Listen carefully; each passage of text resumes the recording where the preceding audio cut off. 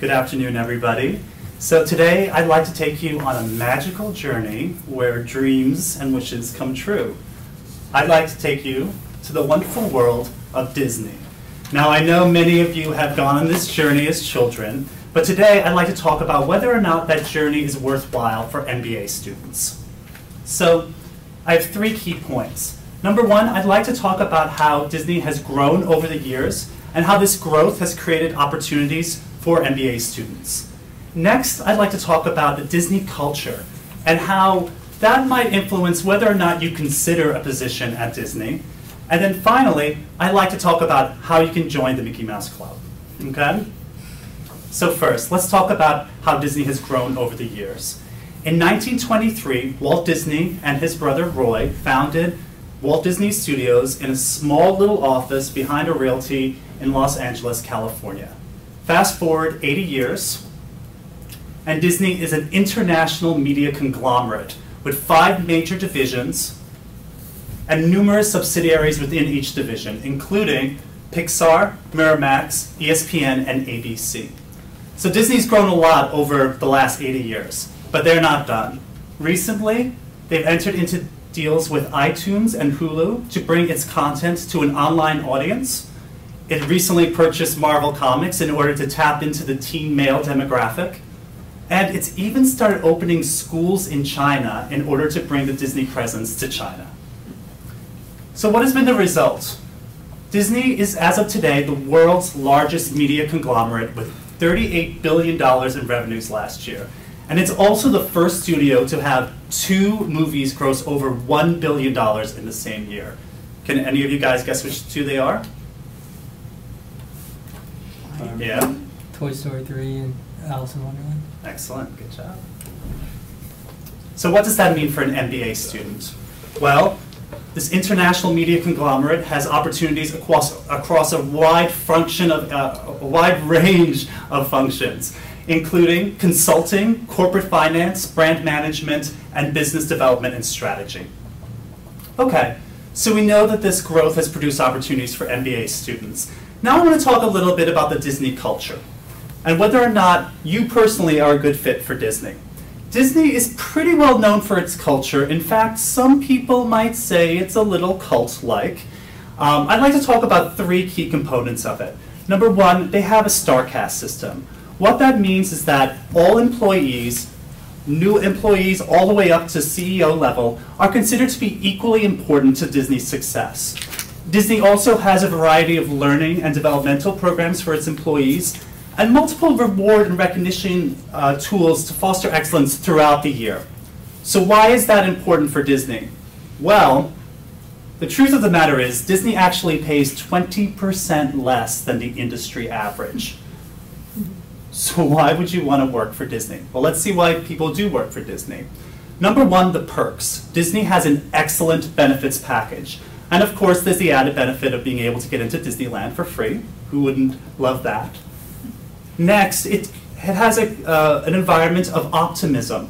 So people really love working at Disney. If you're a person who does not like to have a smile on their face all day, you may want to think about other options. And then finally, because of the Disney brand. Disney's brand is so strong, employees are willing to overlook the negatives. Okay. So now that we've talked about the opportunities for MBAs and the cultural fit possibilities for Disney, I want to talk about how you can join the Disney family. So unlike a lot of other entertainment companies, Disney's actually very open to the MBA, to MBAs. So what are your resources if you're interested?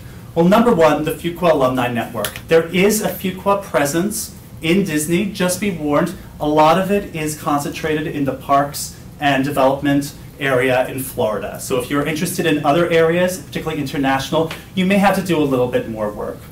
Second, some of their subsidiaries like ESPN have actually started recruiting directly on the Duke campus.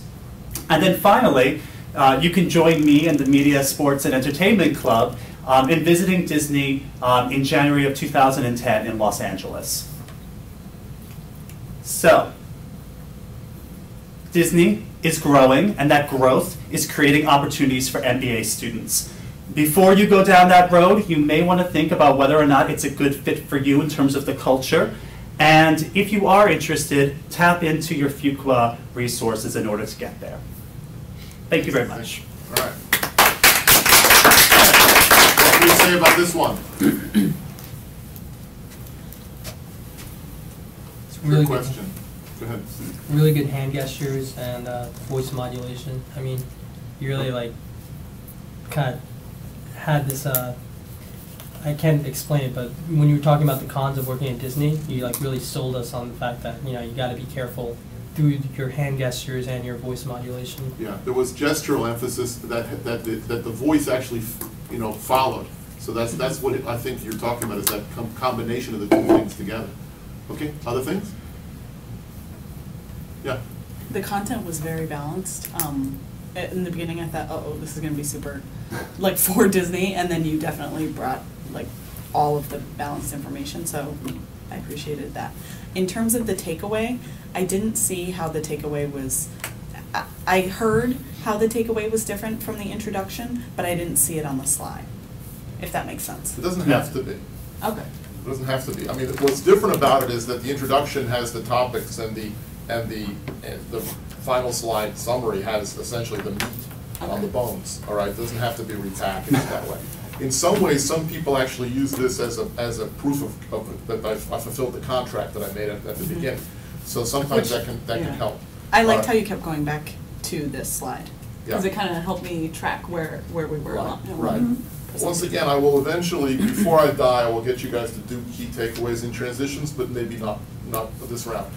I need you to tell me what it is that I bring with me on the next part. I know, okay? I totally got And nervous until I so forgot to do that. it's a matter of just keeping that in mind, especially when you're starting to sell me on persuasive things. You need, if you're building a case, you need to make sure that that building is I'm aware of that, that we're on the same page. I thought you did a nice job with the graphics. I thought that the queen, the evil person from the, I guess is a witch, whatever it is in Snow White, had the negatives and had they pay lower. That was great. The workers were the dwarves. There was a nice theme there, so I thought that was pretty good. It was, I think, a little bit text heavy sometimes when you got into certain texts. Like, for example, when you're talking about joining the club, there was a lot on there, and you were not giving us good eye contact with that one, although that was relatively important to us, so it stayed with us. Right. One thing, you had the black on the little bit darker circles on that in that circular slide. Well, the one that had past the Kool-Aid, the one that had the red circles. Yeah. If you go back to that, see how it's a little bit washed out. You might consider the brighter the color, the more you probably need a different lighter color inside of it. That kind of thing with some of them. Once again, you had a lot on this slide, and it's easy for you to go to it and start reading it to us. You were very enthusiastic, and that was a double-edged sword. For some people, Disney drives them crazy, and then you're enthusiastic. That was why it was very important to give the cons. And so I thought that really was a nice corrective. Other things we can tell them? Yeah. For me personally, I think sometimes you have too vivid facial expression. Too what? Too vivid. Too vivid. Yeah.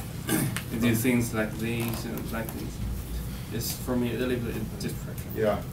Maybe cultural too, but it's also it's a little bit performance oriented.